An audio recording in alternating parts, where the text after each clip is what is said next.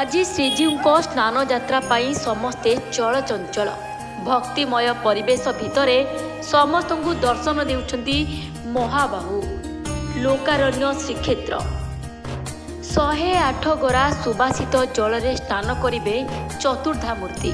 तेबे एई जल गोटे वर्ष पूर्वर गच्छित होई रखा जाइथाए।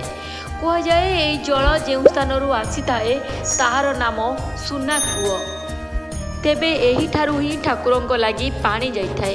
प्रभु श्री जगन्नाथ को 35 गरा सुबासित जल, प्रभु बलभद्र को 33 गरा एवं देवी सुभद्रा को 22 गरा एवं चक्रराज प्रभु श्री सुदर्शन को 18 गरा सुबासित जल रे स्नान करा जाए।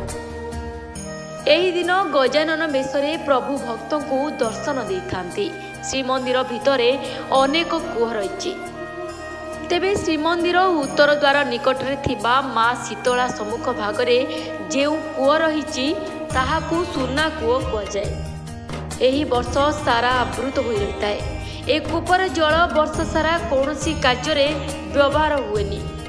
केवल महाप्रभु स्नान यात्रा रे एही कूप जल रे चतुर्धा मूर्ति स्नान करितांती।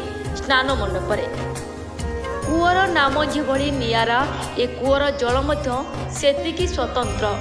केवल वर्षरे थरे ए कूप जल कढ़ा जाई स्नान मंडप रे स्नान यात्रा दिन चतुर्धा मूर्ति स्नान करितांती।